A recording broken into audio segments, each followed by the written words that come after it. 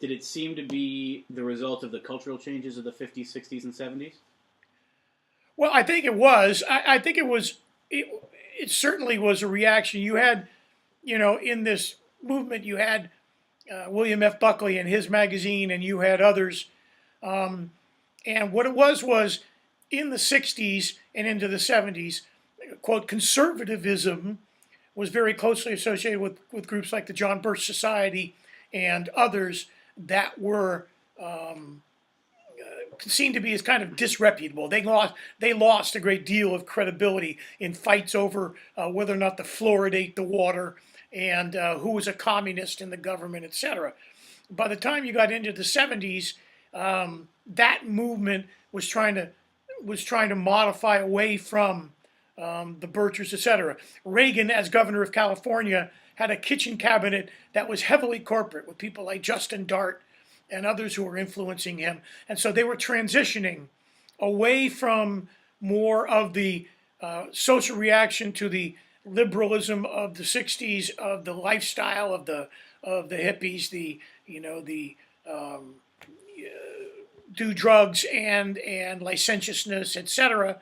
And they were transitioning away from the overreaction to that, and they were coming around to a repackaging. And neoconservatism is the repackaging of the more extreme of the conservative movement that had fallen into disrepair.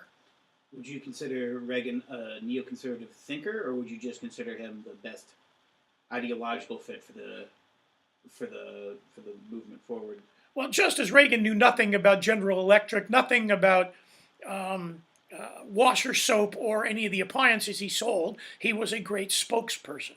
And the people in California, his kitchen cabinet, selected him because he was affable, because he was telegenic, because he could communicate well. No one would ever accuse Ronald Reagan of being a thinker. Do you think neoconservative ideology was influenced at all by the philosophy of the 50s and 60s and 70s, or do you think it was a... Oh, I think it was. I think it was. I think it was influenced, number one, by the belief that it was the philosophy, particularly of the 60s, that cost us Vietnam. That it was the anti-war movement, the hippie movement, that whole process that weakened America and made it vulnerable, and that's what cost us the Vietnam War and continued to affect foreign policy tremendously. And so much of neoconservatism was a reaction to what they saw as the profligate social spending, what they saw as socialism in the form of everything from Medicare to food stamps program to Head Start. All of these were programs that they saw as taking the country in a socialist direction, all of which, by the way, had their roots in the 50s and the 60s, particularly obviously when you get to Lyndon Johnson with the Great Society program, which they reacted tremendously violently to and thought was a disaster, and saw, by the way, as a continuation of the New Deal of Roosevelt, the Square Deal of Truman, the New Frontier of Kennedy, the Great Society of Johnson.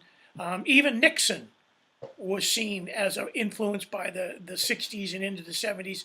And so they rose out of a complete dissatisfaction with that whole movement. So you don't think they incorporated any of the liberal ideals of the 60s and 70s into their own line of thinking?